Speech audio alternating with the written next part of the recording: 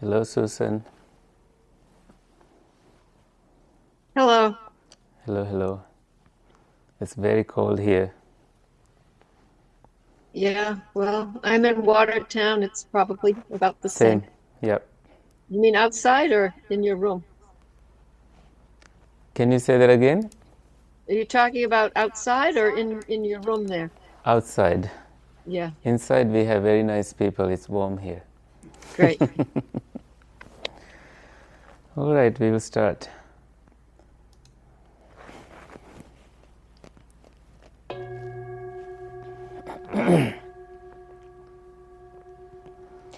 Please come to a resting state in your body and gently close your eyes.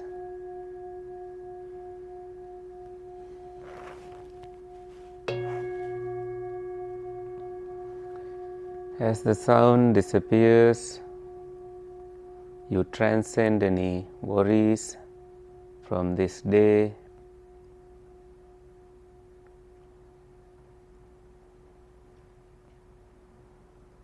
Centering your thoughts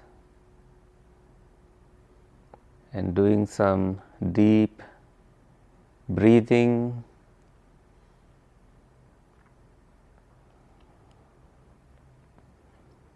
As you breathe in, you may bring your shoulders all the way up and drop your shoulders as you breathe out. Do that a couple of more times. Breathe in, breathe out.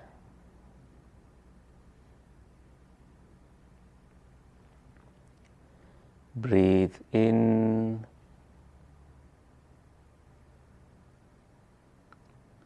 breathe out.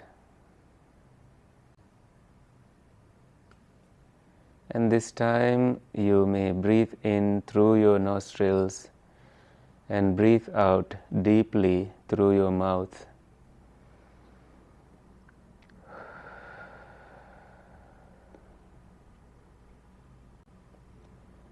And it's time for you to scan your body, starting from the top of your head and then relaxing, releasing any tension, any tightness there, and relax your forehead, the temples, your eyebrows, your eyes, and all those muscles surrounding your eyes. And relax your jaws.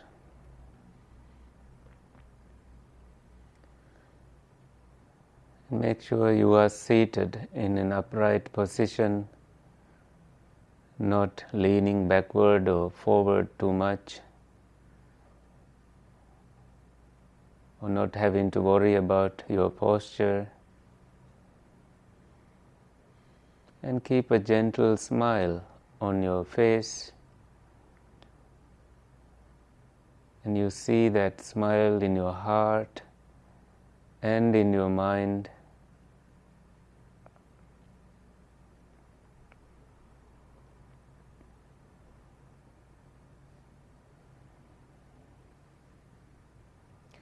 Also relax the back of your head.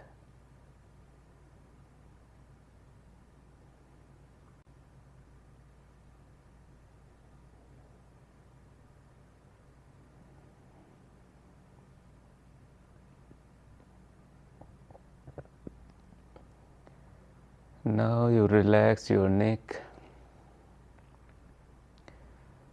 and your shoulders, your arms, your elbows, hands, wrists, fingers, palms, and you relax your chest as you breathe in and breathe out.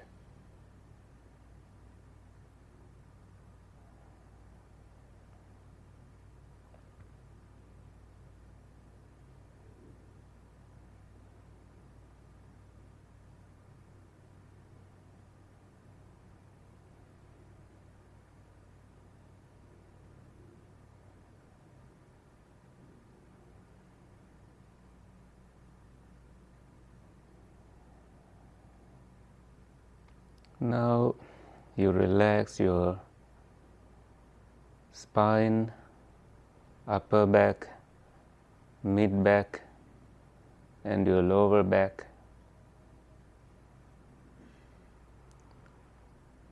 Now you relax your sit bones. You may notice that your body automatically adjusts itself to this upright position.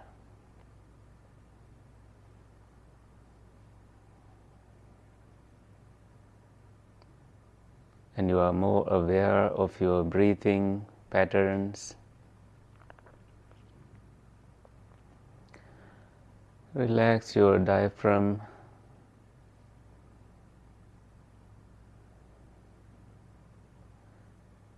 You can drop all the weight from your upper body.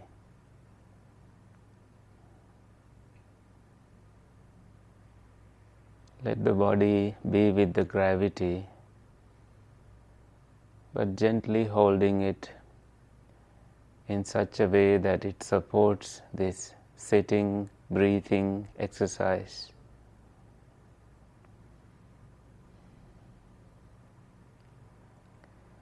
Your stomach, the gut also begin to relax. There is a sense of relief as you discover that you can let go of the past, let go of the future, and embrace this moment fully.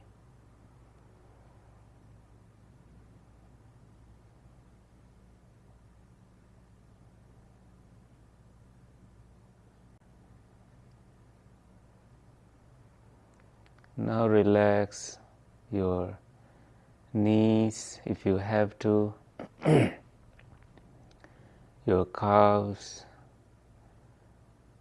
ankles, the soles of your feet, and your toes.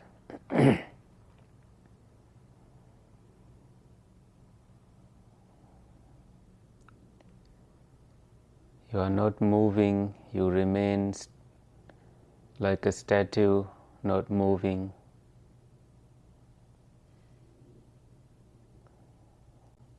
You let go of seeing, hearing, smelling, tasting, physical sensations and thinking. You let things be, let them come and go. You do not serve tea for these adventitious defilements or anything that distracts you, anything that brings up craving in your mind, liking and disliking. You are getting deeply rooted to the ground below like a tree, being nurtured by the roots of virtue, stillness of the mind, and your wisdom.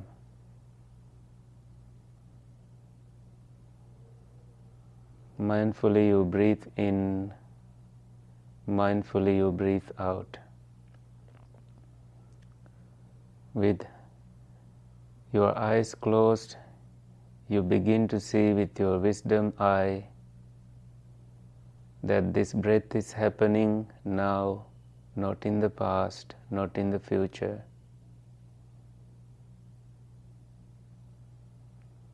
You notice deep and shallow breathings.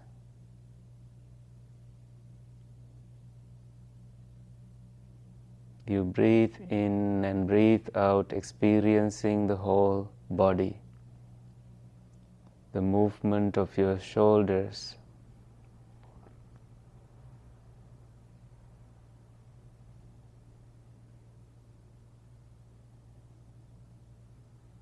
you take delight in this one activity of observing your breath.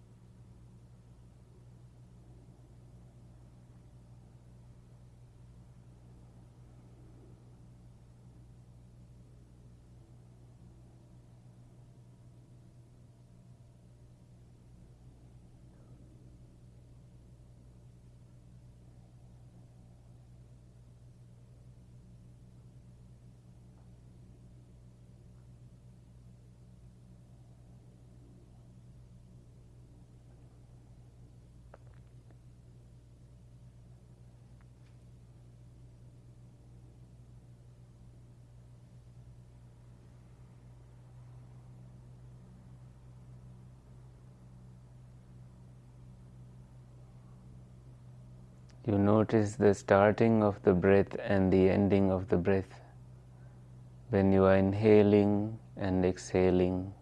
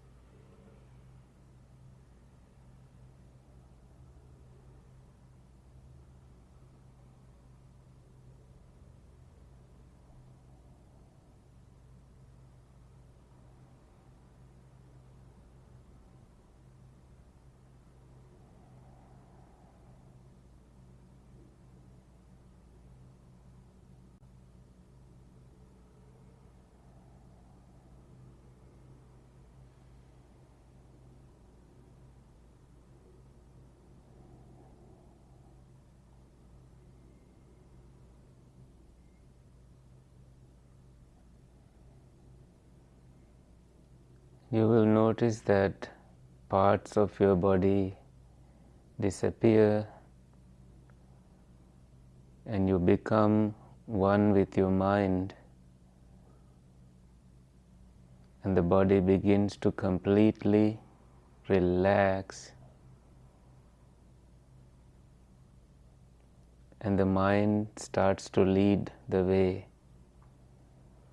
mind leading the mind.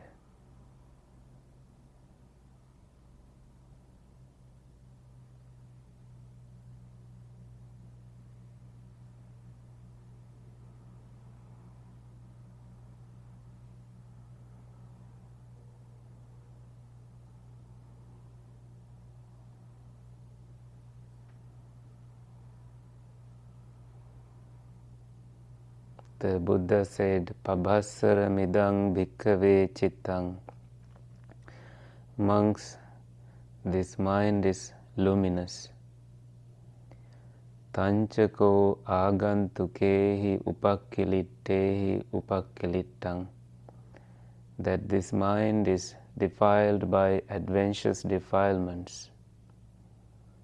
So now our goal in this meditation is to find that pure, bright light like mind.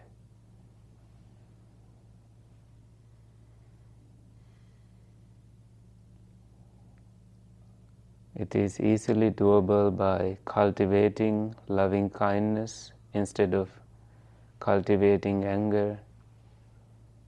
In other words, you let go of anger and choose loving kindness, friendliness as food for the mind. Abandoning cruelty, you understand suffering and you cultivate compassion in your heart. That makes your mind so pure.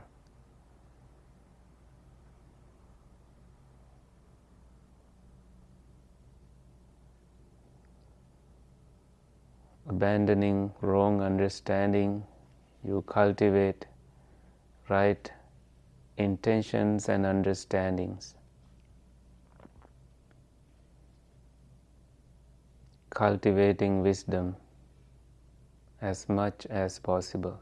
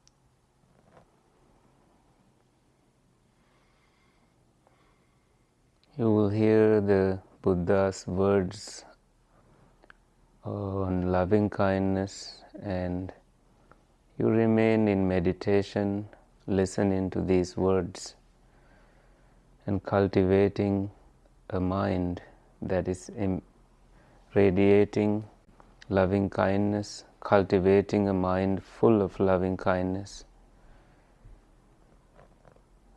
and dwelling in a state of mind imbued with loving kindness.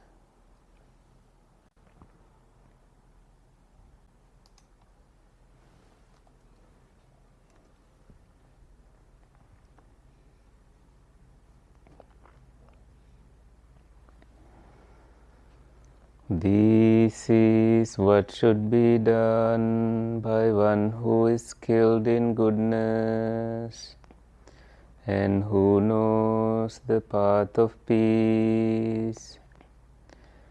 Let them be able and upright, straightforward and gentle in speech, humble and not conceited, contented and easily satisfied, unburdened with duties and frugal in their ways, peaceful and calm and wise and skillful, not proud or demanding in nature. Let them not do the slightest thing that the wise would later reprove. Wishing in gladness and in safety, may all beings be at ease.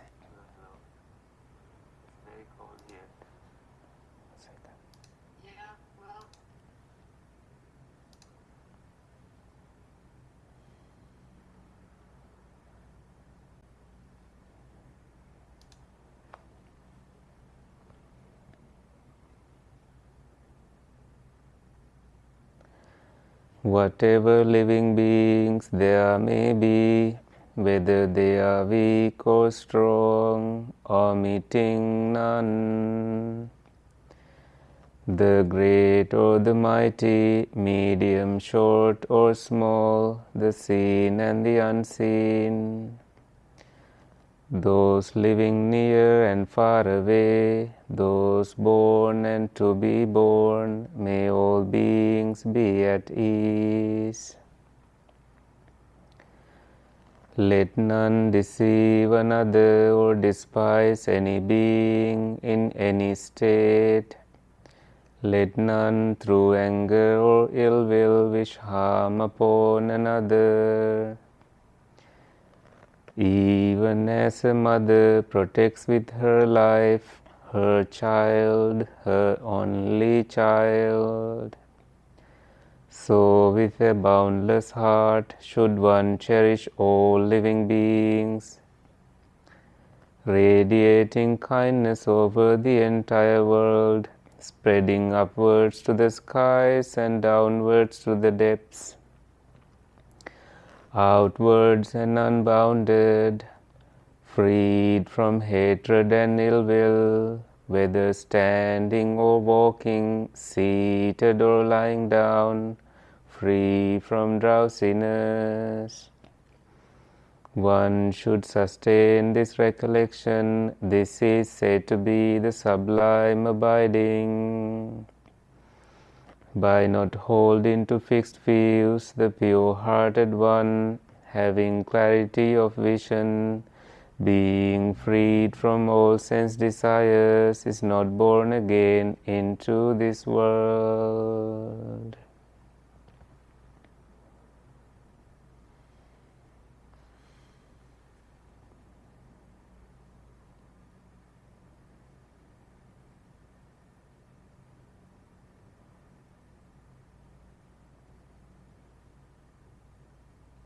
Now you may reflect on a quality that you would like to cultivate based on the Metta Sutta that you just heard, the Sutta on friendliness, cultivating a heart of loving kindness. be it be being humble, not conceited, or being frugal, whatever that speaks to you, you take a minute or two to cultivate a mind that supports that kind of loving kindness.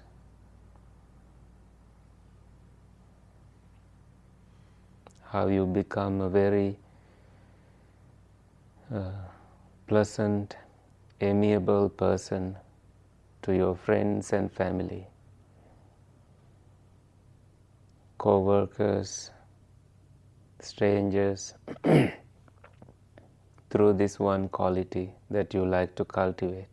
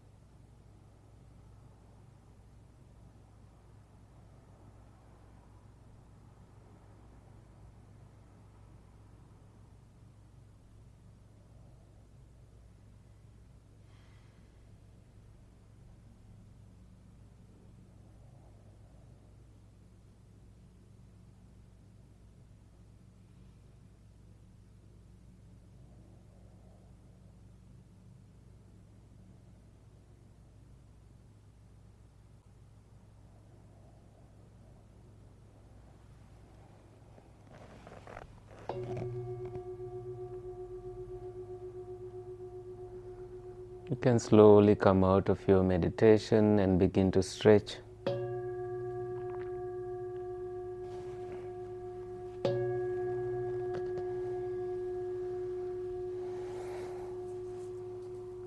Thank you for meditating with me.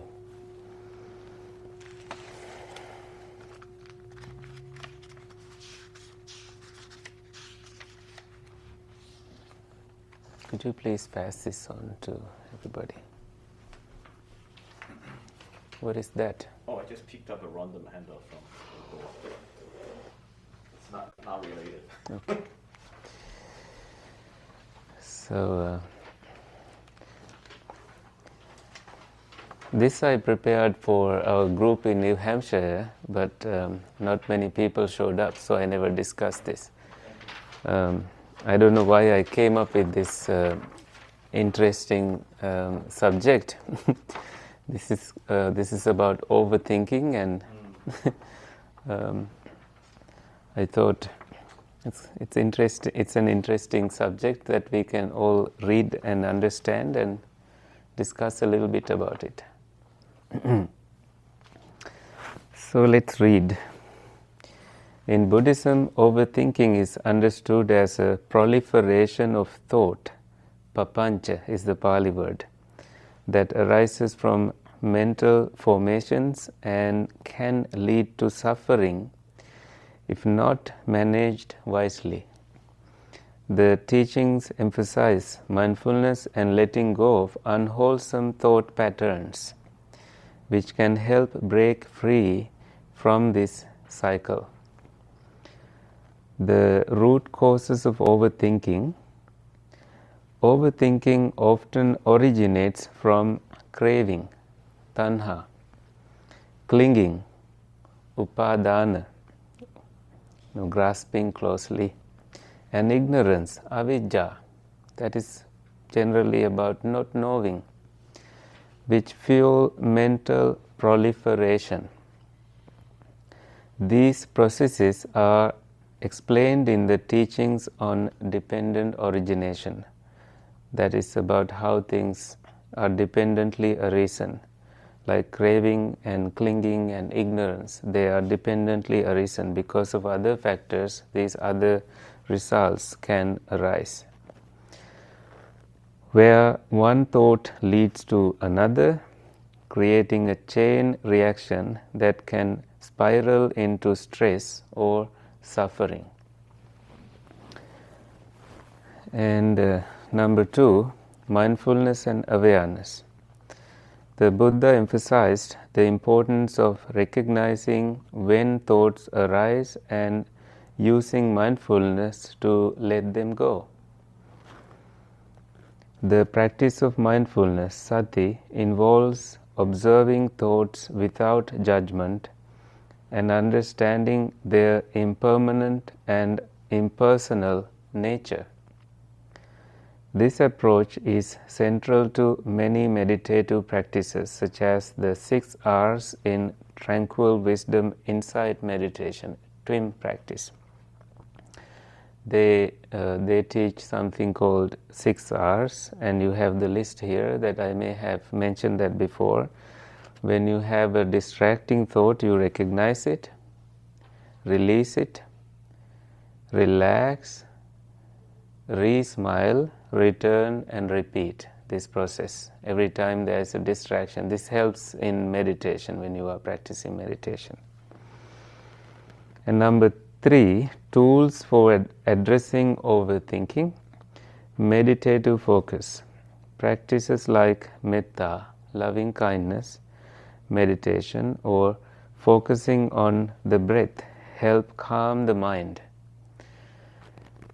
reducing its tendency to overthink. These meditations are designed to anchor attention and foster tranquility. And the next section, right effort.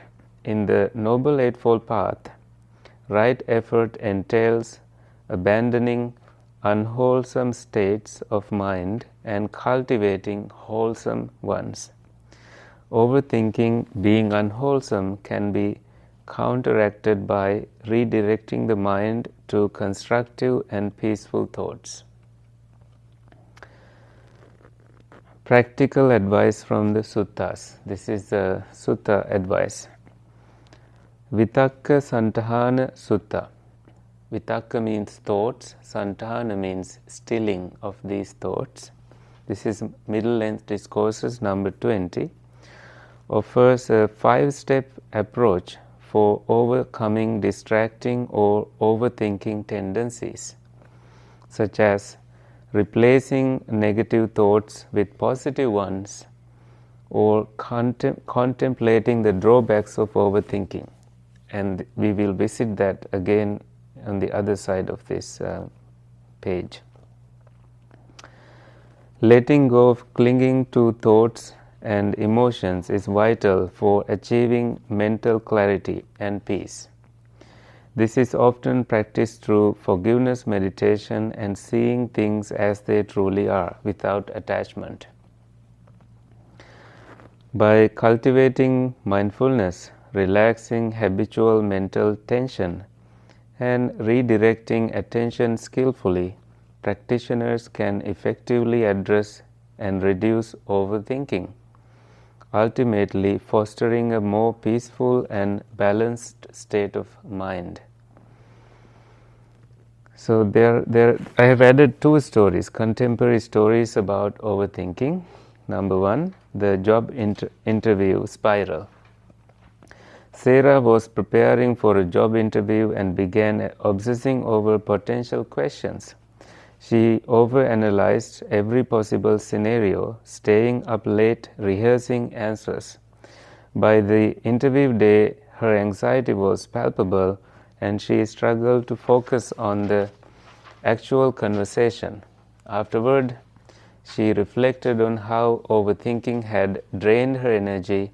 She decided to practice mindfulness by journaling her thoughts and meditating for 10 minutes daily, which helped her approach future challenges with clarity and calmness. They say if you are not a busy person, you should meditate 1 hour a day. If you are a busy person, you must meditate 2 hours a day. So 10 minutes is not enough, right?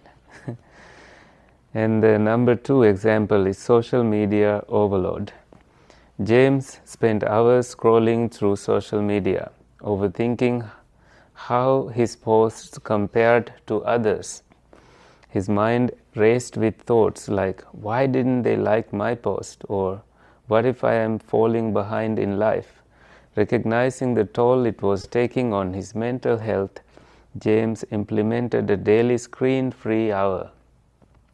He began using that time to focus on hobbies and self-care, realizing that his overthinking stemmed from comparing himself to unrealistic portrayals of others. So the Buddhist stories about overthinking, that's the last aspect. There are 3 stories that I will read and then we will discuss. The story of the angry monk, again from the Vitakka Santana Sutta, stilling of distracting thoughts. A monk struggled with intrusive angry thoughts during meditation. He approached the Buddha seeking advice. The Buddha taught him 5 methods to overcome unwholesome thinking, replacing negative thoughts with positive ones. That's number 1. Reflecting on the drawbacks of harmful thoughts, that is number 2. Ignoring them, number 3. Examining their root causes or using physical effort to overcome them. So number 4 and 5. By diligently applying these techniques, the monk learned to quiet his overthinking and attained inner peace. So the last technique is like clenching your teeth and making that effort in meditation.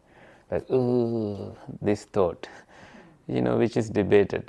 They say this may not be what the Buddha actually taught, but it helps when that is your last resort, that you cannot control your mind, you have so much frustration being built, maybe you don't want to harm somebody else, but instead you kind of clench your teeth and try to remind you, bring some energy, rouse some energy in you, that might help.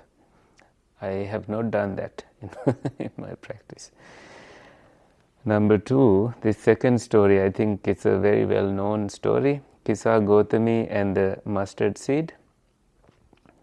Kisa Gotami, devastated by the death of her child, was overwhelmed by grief and overthinking about how to bring him back. She approached the Buddha, who told her to find a mustard seed from a household untouched by death. Her search revealed that death was universal. This realization helped her let go of her obsessive thoughts and understand the impermanence of life. Kisa Gotami became a devoted follower and achieved enlightenment, leaving behind her overthinking. And number 3, this is a great example. This is from Chula Malunkya Sutta, Majjhima Nikaya 63, the parable of the poisoned arrow. A man struck by a poisoned arrow refused to let anyone remove it until he had all his questions answered. Who shot the arrow? What caste they belong to? What materials the arrow was made of? And so on. He overanalyzed his situation, prioritizing irrelevant details over immediate action. The Buddha used this parable to teach that excessive speculation, overthinking about metaphysical questions like the origin of the universe, distracts from the pressing need to end suffering through practice. The Buddha emphasized focusing on practical steps like mindfulness and letting go, rather than getting lost in futile thought spirals. These stories illustrate how overthinking can manifest and how mindfulness and wisdom can help overcome it. Both contemporary and Buddhist examples highlight the universal nature of this challenge and the tools available to address it. Alright, so one time I was in a meditation retreat and the teacher was teaching us how to pause, how to observe the pause between the thoughts. And he did that by speaking slowly, like I now, talk. In between these words, there was nothing in my mind. And this was my first experience, understanding that the thoughts can be slowed down, or we can control these thoughts and kind of begin to observe that thoughts can be vanished at some point in meditation. So, any thoughts based on the reading today? Yeah. Remembering the Vitakka Santana Sutta. Santana Sutta? Yeah. Yeah. I'm remembering for here number 4 is looking into the root causes.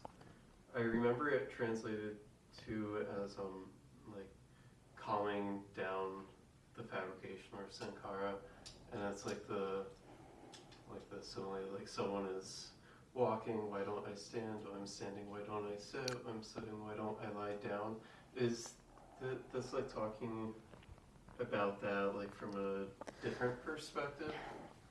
I'm trying to... I remember what you are saying, and I think that is what the sutta says. This is kind of a little bit surface grasping of it. Of course, you can focus on root causes, and root causes usually are, greed, hatred, and delusion, and they come spiraling in our mind, and we can use that example like slowing down a little bit. And why do I slow down? I may walk faster, or I think, the two contradict here. Yeah, but thank you for reminding me of that. Yeah.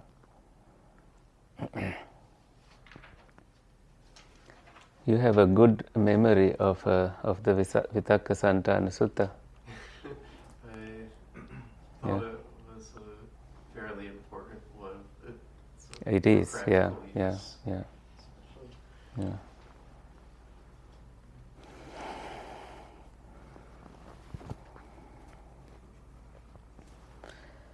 Any other thoughts?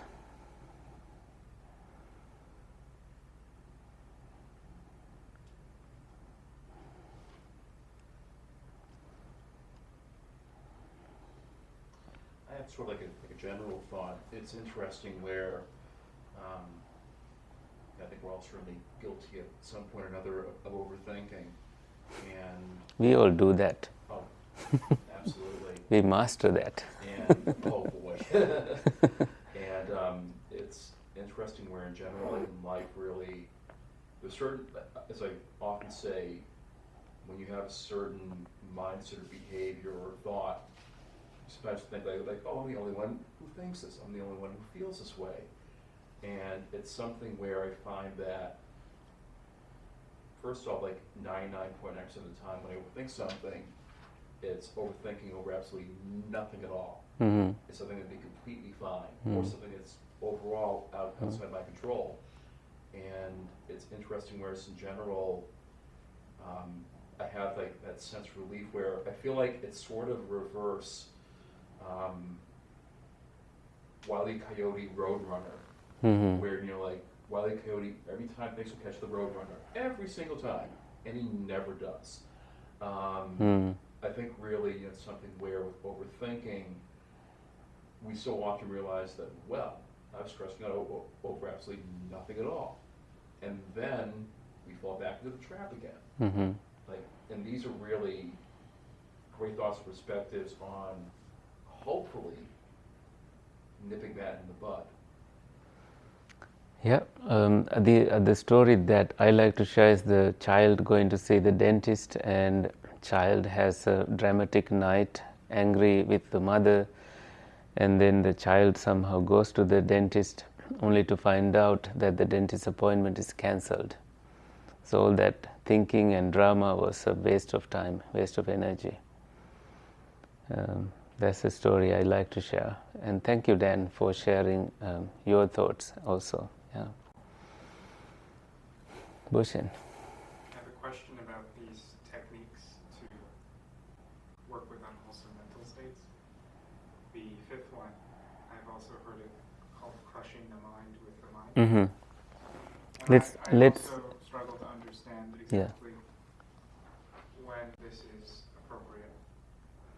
It seems to me that letting go would almost always be preferable Yeah. to indulging in aversion by crushing.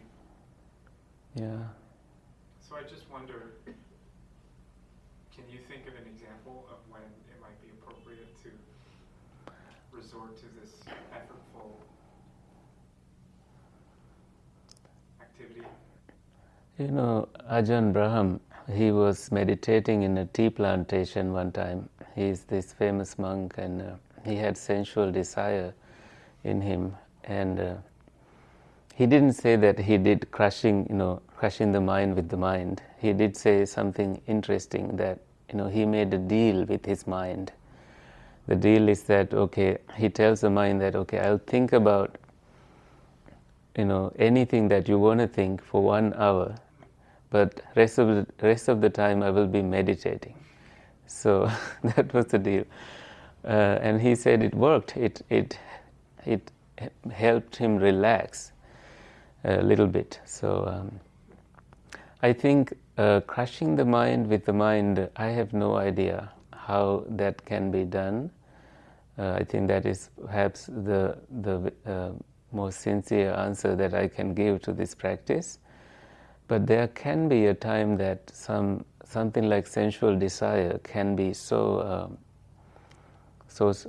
aggressively taunting us, harassing us, and you try to meditate, and you have tried putting water in your face, or actually sloth and torpor is also something that can be very strong. And I think now we are observing lack of energy in here, and that what the sutta says, correct me if I'm wrong, is that you clench your teeth and crush your upper palate with your tongue.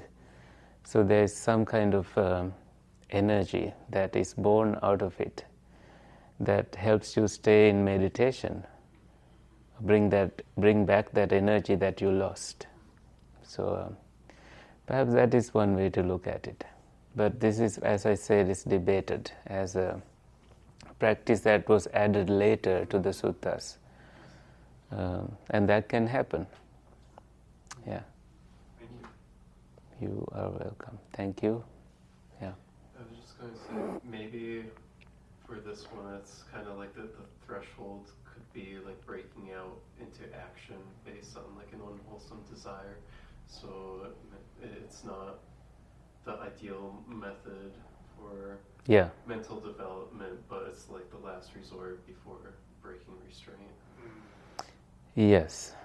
Yeah. It's not the ideal action. It is kind of the last resort when all else has failed. I agree with that. It's kind of the positioning of it tells that do this when all other techniques failed. They require some kind of the previous techniques. They also require some kind of effort, obviously, like replacing negative thoughts with the positive ones.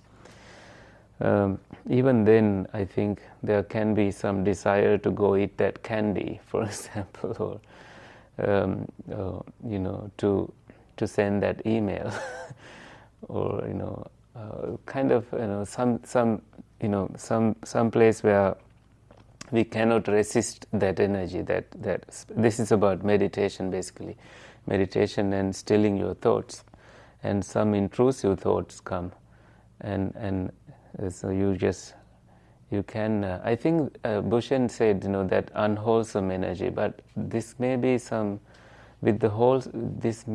this can be done with wholesome intention, I believe, to navigate toward that peaceful state of the mind.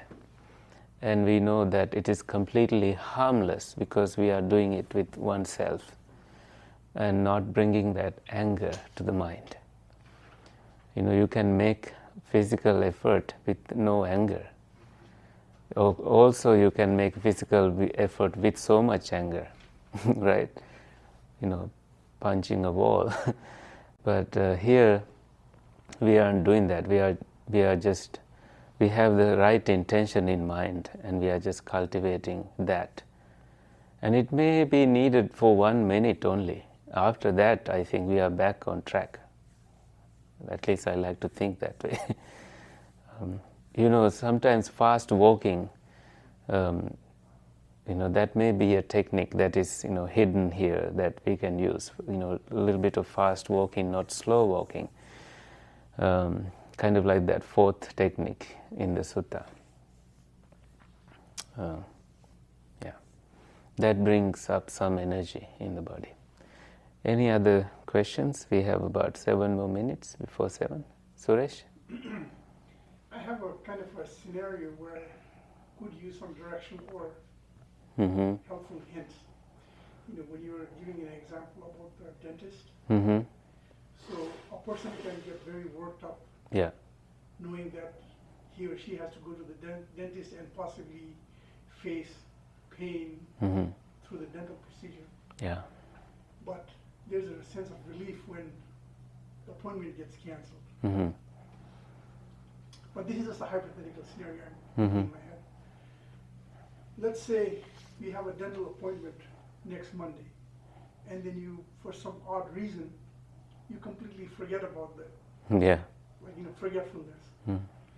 So because of the forgetfulness, you kind of eliminate that pain or anxiety. But still, forgetfulness is not virtue. So in that circumstance, the sense of relief and the thing that you were able to avoid, how does one redirect his or her life when it comes to a realization that it was just forgetfulness that helped you coast? So that the next time, how does a person... I think the question is about forgetting a dentist appointment and then how to navigate that. It's calm now that you didn't have that anxiety because you have forgotten about this appointment. But then you get anxious again when you get billed for that forgotten appointment. They bill you for that sometimes.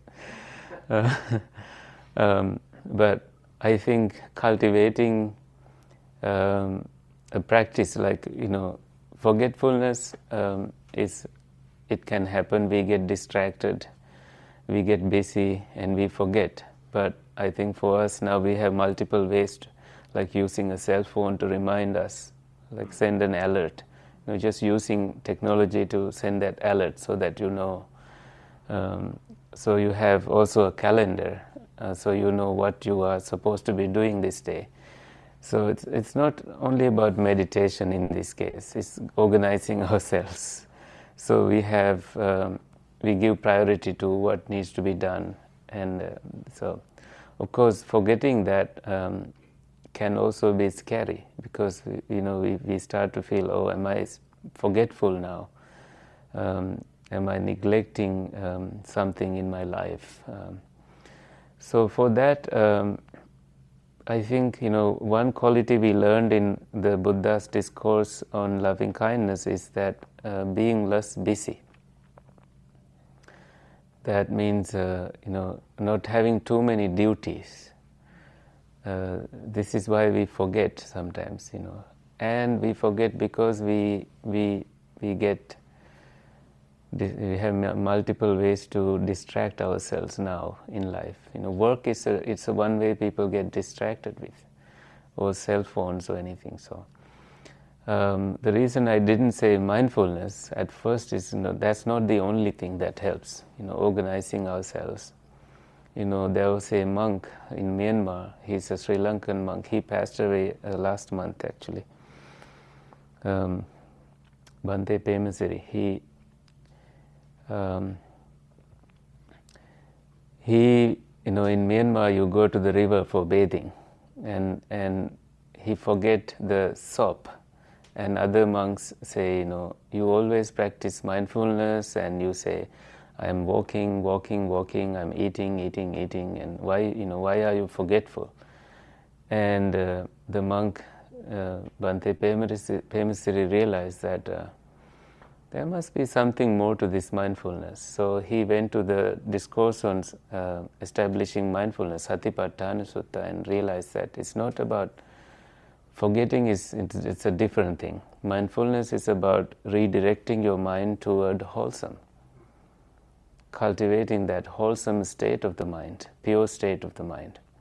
And in that you can forget things, and that is totally fine. You don't beat yourself up for forgetting things. That's a natural human thing. Everybody forgets things. And you can, in work situations, if this is repeatedly happening, then that needs to be addressed. It's uncomfortable for others. But if it is something that you can manage, you organize your life, you can focus on simplifying your life, and that way you may not be as forgetful as before. I hope that helps. Yeah. I have like one little bit of possibly advice to share with people, but you referenced emails, for example, and sometimes we have to send pretty important email to somebody.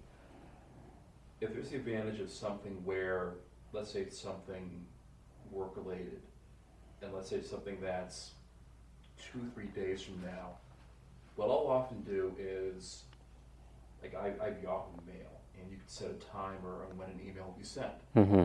And let's say you send an email on Tuesday. Mm. So at some point, Friday, Saturday, I'll draft the email in my draft folder. And I'll set it to be sent at, say, 9 o'clock Tuesday morning. But the days beforehand, I can tweak the email. I say, okay, well, I wanted to say that, but let me change it a little bit to this, that kind of thing. And it's an email where you need to ask something big or discuss something big. You can tweak what you want to say. And instead of just oh my God, I got to send this email, you're sitting at your keyboard right then and there. Let it marinate for 48, 72 hours. Yeah. And then by the time 9 o'clock Tuesday morning rolls around, it's sent, and quite likely the person who receives the email will say, oh, okay, but you'll have said what you want to say. You'll give it a time to basically breathe and to adjust in a couple of days' time. Yeah. That extra time always helps. I think I've done that many times. Sometimes I write something and then keep it for 1 week, and then my mind has changed about it. So I have a different project altogether in my mind at the end of that 1 week. So like one more little story, and I don't want to bore everybody in the room, but this is something where in my apartment building, there's a neighbor of mine, and she blew off some steam at the property manager, and he, of course, he's usually a very, very easygoing person, and he, of course, became a bit defensive. And I said to her, well, a little advice in the future, if there's an email or text that you want to send, in the heat of the moment, think to yourself, do I really want to say this? And odds are, the next morning, you'll think to yourself, oh boy, if I click send on that, yikes. So, don't react in the heat of the moment. I mean, for example, if it's fireworks or apple pie or a bowl of ice cream, that's heat of the moment. That's exciting. But if it's something where you're your emotions are high, just okay, step back here. And instead of having a regret, the next morning you'll have relief for that and thinking thank goodness I didn't compose and send that text. Yeah, I think it requires some mindfulness and being considerate about other people's and their lives, and that is an act of loving kindness. Yes, Susan, you have a question? Just a practical thing. Is it possible to get a copy of what you handed out? Yes, I will email it to you. Thank you. You're welcome. All right, I think we've come to the end of today's session. Let's share merits. Please join your palms together and join with me with this wish. May suffering ones be suffering free and the fear-struck fearless be. May the grieving shed all grief and may all beings find relief. May all beings share this merit that we have thus acquired for the acquisition of all kinds of happiness. May beings inhabiting space and earth, devas and nagas of mighty power share this merit of ours. May they long protect the Buddha's teachings and protect you all. Sadhu, sadhu, sadhu. Thank you. Good night. Thank you for coming. Good night, Susan. I'll send an email to you. Great, thank you.